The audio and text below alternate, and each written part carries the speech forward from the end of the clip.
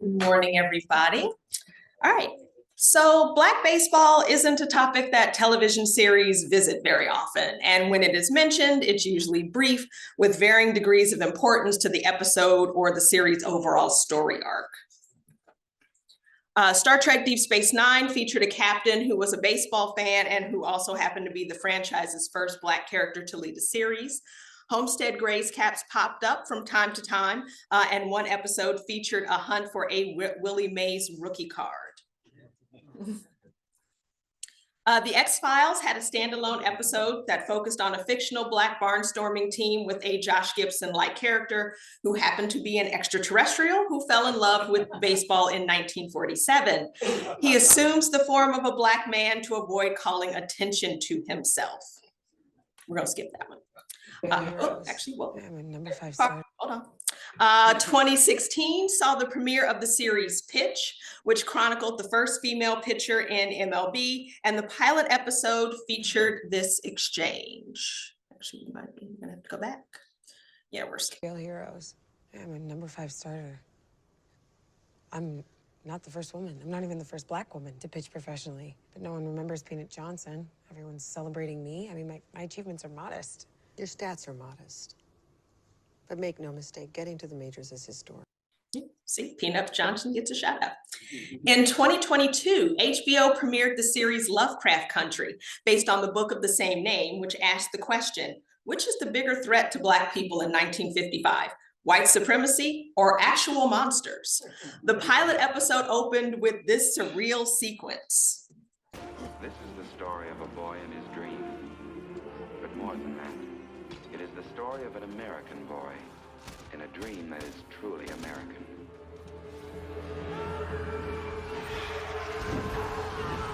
When I said actual monsters, I meant it.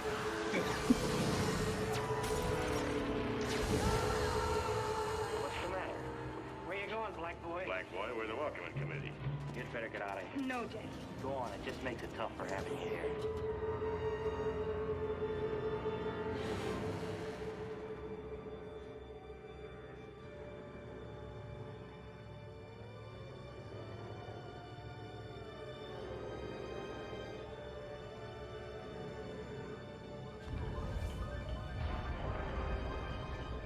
The year 1928, the time spring. If you were a young man, your thoughts were undoubtedly turning to those of love. But if you were a young boy, your thoughts were of one thing: baseball. It gets better.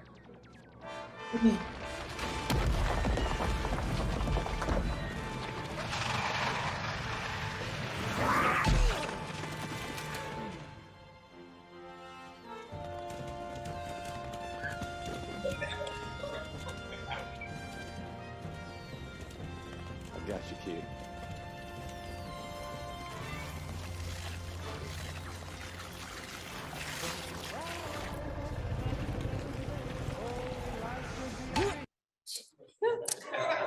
Yep.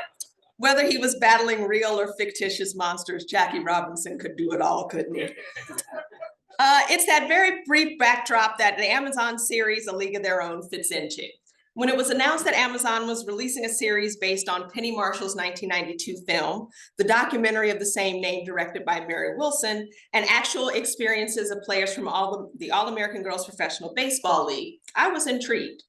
When series creators Abby Jacobson and Will Graham stated that they engaged in a substantive research project before starting the writing process, my ears perked up. According to Graham, they, quote, looked at all the managers, the chaperones, the players, the factories, Black women in baseball at the time, and industrial teams. We found these incredible anecdotes about Black women forming softball teams and baseball teams inside the factories in response to not being allowed to play on the newly formed female teams, unquote. A significant portion of the series follows Max Chapman, played by Detroit actress Shantae Adams, and her struggles to navigate the intersection of racism and sexism to realize her dream of playing baseball. In focusing on her story, the series also shines a light on Black baseball during the World War II era, and that is what I want to focus on today. In Marshall's original film, the sum total of the discussion of race is narrowed down to a single moment when a Black woman in the stands throws the ball quite a distance into the glove of Gina Davis's character. The two exchange knowing looks that say to the audience, that Black woman should be playing in the league, but can't thanks to white supremacy. The series paid homage to Marshall's film as we see Max try out for the league. Uh-oh, you think he's bringing us a pie? Yeah, I don't see a pie. Gals get lost on the way to the south side. We're here for the tryouts. But that's very chivalrous of you to worry about us being lost, sir. Look, I don't think you understand. This is the All-American League. I mean, we're pretty all-American. Yeah, we American. You're born here. Yeah, and God we trust, you know. You look like them. Well, actually, I think my form is a tad bit better, but we're from Rockford, Illinois, where we saw you putting one of the teams, the Peaches. Yeah, funny thing, we don't really grow peaches in Rockford. We mostly just grow corn. Maybe you should call the team the Corn. Look, we're not going to have colored girls playing with our girls. Going home. Oh, just give me one shot. 1 minute to throw for you. I promise you gonna want me pitching at every game. I know how to put on a show. Look, if you don't get out of here now, I'll have you run off. Okay, Max, let's go. No, No, let's just go. Come on. we're not leaving. Thank you, sir. Sorry to bother you.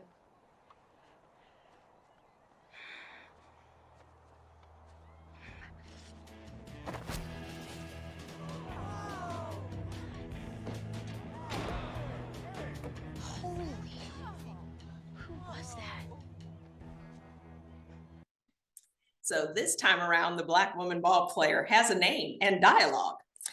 It is abundantly clear Max is talented enough to at least get a tryout, but because Black women were not considered American or woman enough for this opportunity, Max is rightfully and righteously outraged at this slight. They're putting a team in her own backyard and her talent can't overrule white supremacy. This emphasis on racism as a barrier to opportunity is reinforced later when we see Max's bedroom wall. Her shrine to Black baseball includes advertisements for games featuring the Monarchs, the Baltimore Elite Giants, and the Homestead Grays. Josh Gibson is given featured prominence next to an article about Satchel Paige striking him out. And if I'm not mistaken, the panoramic photo in the middle is from the first Colored World Series in 1924 featuring Kansas City versus Hillsdale. The fact that there's players were relegated to separate leagues is white supremacy made manifest.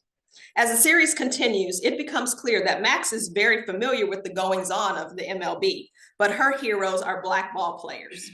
We see this manifest itself again later when Max imagines herself pitching against Josh Gibson.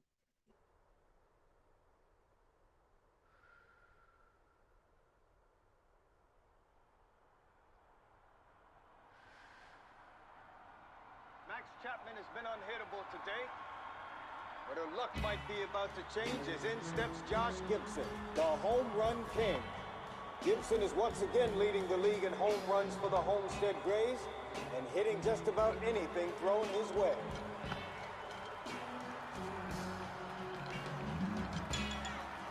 Friday's child, hard luck is her brother. Whoa, a thunderbolt! He's got him blinking like a baby. Boy, oh boy, does this crowd love it. Chapman's got the special sauce and the fire today. It's not every day you see the Black Babe Ruth back on his heels. Hard times. Friday's child, that's me. Though rebuffed by the league, Max pursues Plan B, getting a tryout with the local factory team. As was the case throughout World War II, many factories fielded baseball teams as a means to entertain townspeople and foster a sense of camaraderie within the factory. We see her try to make the case for why she should be giving a tryout for the team. Mr. Vance, Max Chapman. I'm a pitcher, and you need me. Oh, is that so? First, your pitcher, Mr. Fox. His arm isn't what it used to be in the majors. If our pitch practices, he'd have time to rest it. Also, he's developed a tail on his curveball. Yeah, I do not have a toe. Who is this? Mr. Fox, you puff your cheeks every time you're gonna throw a curve. Hey, now, who the hell is this bitch think she... Pack it up for today? Oh, I'm not his girl. Gary, don't cry. I'll be your baby. Well, you're right about Fox. I know. I can throw a curve that looks like a marble over the plate. And I can do it without sending a telegram first. You know, a lot of these boys are going to the majors and the Negro leagues, and the rest came from all about that. your team. I've been coming to these games since I was a little girl. I'm sorry, kid. Everybody on the team has to have a job at the factory. Respectfully, sir, I'm not leaving till you see me pitch. You'll be sleeping here then. So any job at the factory? So this is one of the few instances where Max is not turned down based on her identity. She just needs a job at the factory. Unfortunately, a pair of Karens, to use a modern term, refused to even give her a job application. Max correctly points out that President Roosevelt's Executive Order 8802 banned racial discrimination in the defense industry, which means their rejection was illegal, but Karens were not moved. Undeterred, Max misrepresents her experience with physical labor and lands a job. Having fulfilled the coach's requirements, Max goes back and of course is rejected because she's a woman. This is an integrated factory and a racially integrated team. So while she isn't allowed to play for the league because she's Black, she isn't allowed to play for the factory team because she's a woman.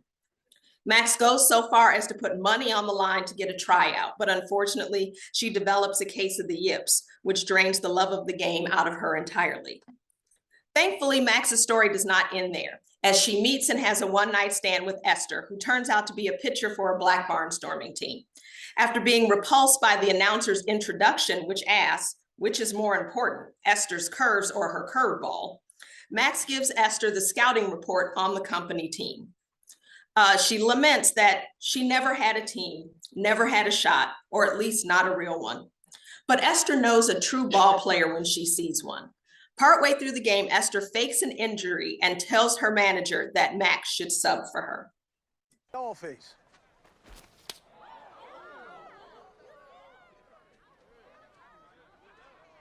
Does she know the drill? I'll make sure of it. Make it good, kid. I'll throw an extra 5 your way. Yes, sir. Team rules are pitch to hit. But like you said, you ain't never been on a team before.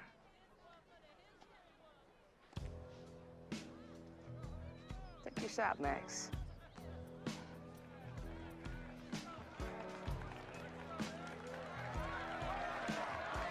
Maxine is taking the field. They seem to be swapping ladies. Yeah, Red Herring! Here's your food, Maxine. We wouldn't want you to choke again, would we? Shut up. Let's play ball.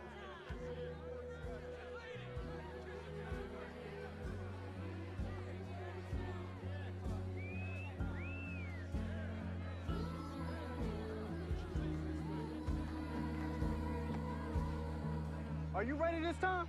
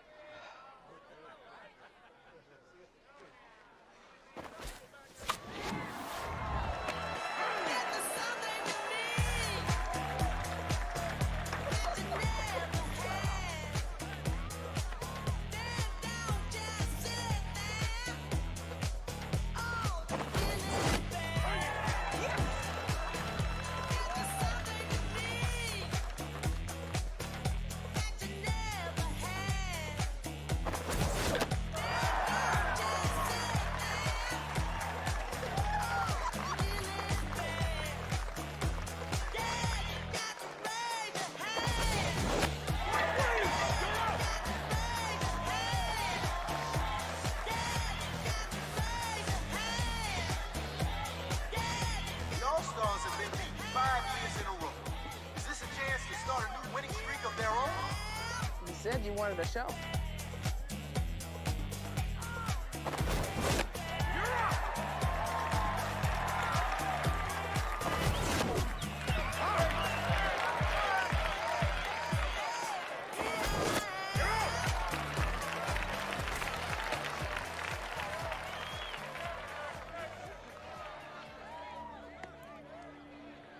It all comes down to this.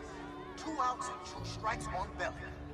Chapman has the chance to end the game and give the All-Stars a win for the first time in 5 years.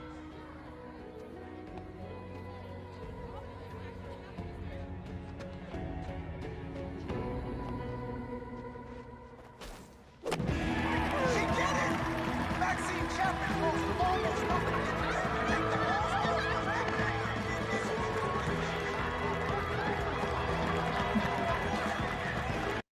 Yes, So even though the managers had an understanding that the factory team would win the game, after Max absolutely owns the factory team that originally rejected her, the barnstorming team manager offers her a spot on the team's roster. A League of Their Own provides some valuable context for fans of women in baseball and Black women in baseball. Amazon originally renewed the series for a second yet shorter season, which would have allowed the writers to wrap up loose ends. Unfortunately, Amazon later reversed that decision and canceled the series outright. They blamed the writers' strike for the cancellation. However, the writers struck back, saying that the scripts were completed prior to the strike. So one wonders what happened behind the scenes. It is possible that the focus on Black and queer characters proved to be a step too far for Amazon, who was already getting heat for their J.R.R. Tolkien-inspired series, The Ring of Power, which dared to cast Black actors as elves and dwarves. In both cases, internet trolls bombarded websites with negative reviews before the series premiered. This behavior has increased in recent years to the point where there's a term for it, review bombing, and usually targets films and television series that focus on women, people of color, and LGBTQ+ characters. One review of A League of Their Own said, "It's historically inaccurate and focused more on racism and homosexuality than the story of a women's baseball team." And another wrote, "For no reason at all other than to appease the PC woke mob, they added some Black roles where all they face is racism. This is PC woke garbage. I couldn't make it through the second episode. I fully expect a trans character to show up by the end of the season."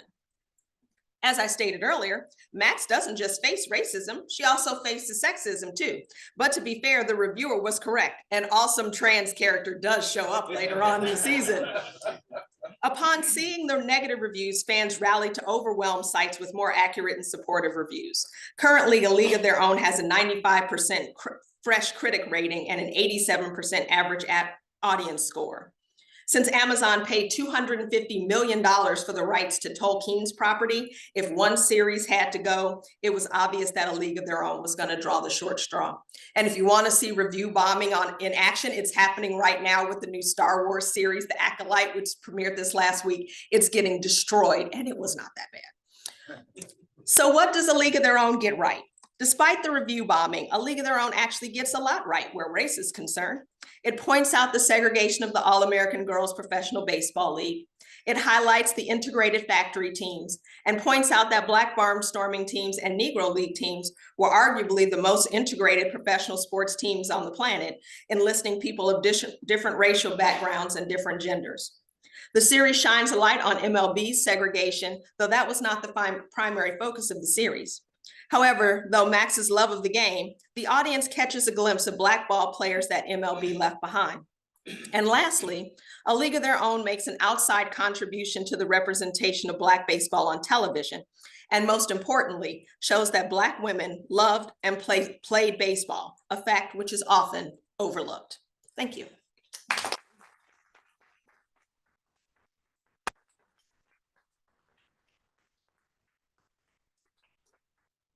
Oh, we have a lot of time for questions. Any questions for Lisa? How many people have seen the show? Oh, the rest of y'all are missing out. You should watch it. Even though now Amazon has added commercials, I have no control over that. Sorry. Any questions? The what did you say? The bombing? What is that? The review bombing. Review bombing. Is that something that is done through the social media aspects? Oh, yes. Okay. Yes, and again, it's happening in real time. If you go to Rotten Tomatoes, you will see all of these fan reactions. 2 episodes have dropped of The Acolyte, and people are like, "Oh, it's the worst series ever." I was like, it was 2 episodes that were 22 minutes long. Come on now. But there's a whole thing with Star Wars fans being real nasty and toxic lately. But yes, we've seen it with the Captain Marvel movies. We saw it with The League of Their Own and the Ring of Fire series. They're targeting shows that focus on particularly Black folks, LGBTQ characters, and women, and just saying, "Oh, you're being PC because elves and dwarves are real, so how could you actually hire Black people to play them?" Yeah. Other question?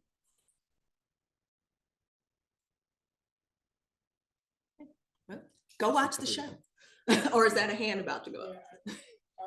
Was it somewhere any of the characters based on any kind of backstory shadow about the actual player? Was that based on? She based on Peanut Johnson? Is she is for some of the players the fact that there any kind of historical connections? So in the research, they didn't point to specific players where Max's character is concerned, but is an amalgam of real stories that the writers did research on at the time.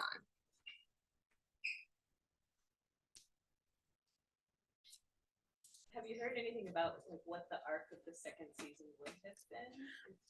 I haven't. I'm not on the app formerly known as Twitter, so I don't know if the writers posted that or not. But we know that the scripts were completed and they were going to tie up the loose ends because Amazon even made it clear in the initial renewal that they were not going to go past a season 2. But I'm not sure. I'm hoping we would have seen Max barnstorming, which would have been amazing to see. But yeah, and again, that awesome trans character that shows up, I wanted to see more of that character. So even the trolls get something right every once in a while.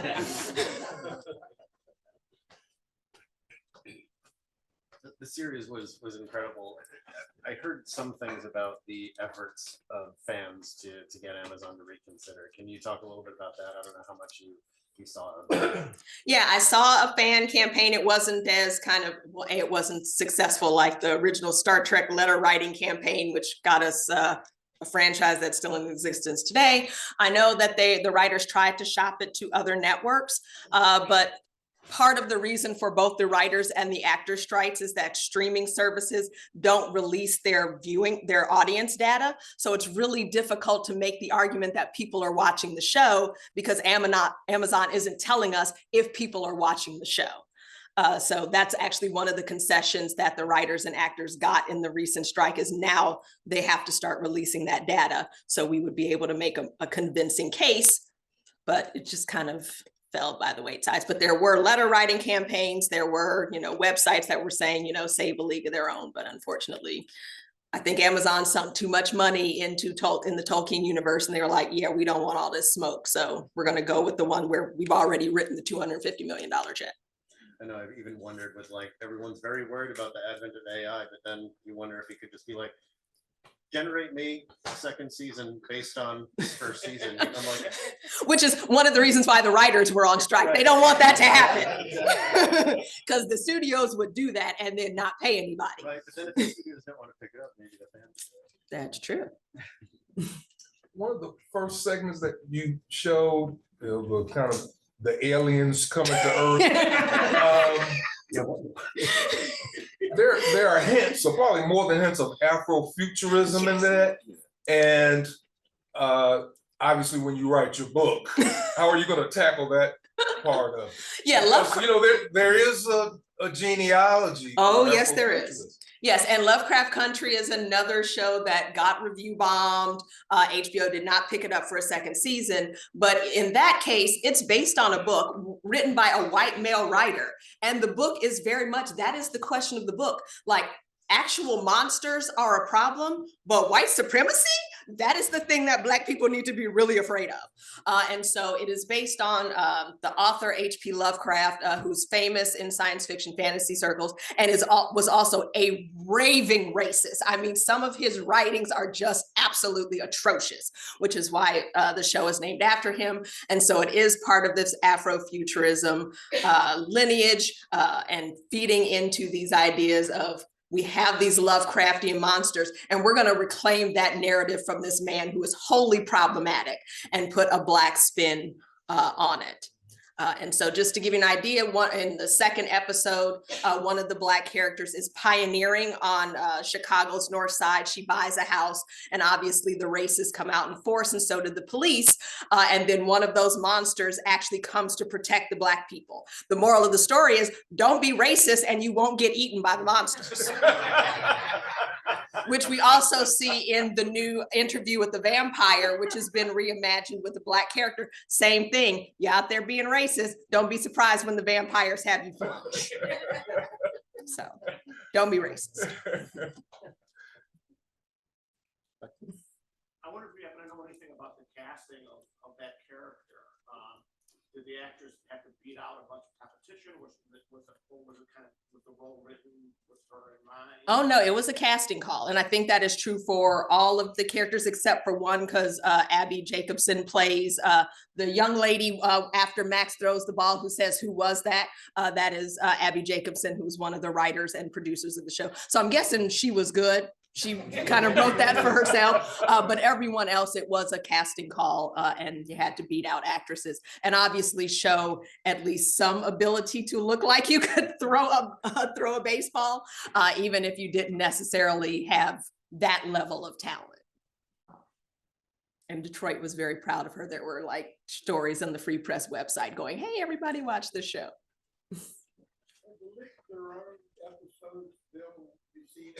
Yeah, it's still on Amazon Prime. They haven't taken them down. So if you have Amazon Prime, you should be able to watch it for free. As I said, now there are commercials, but you do need to log into Amazon's website.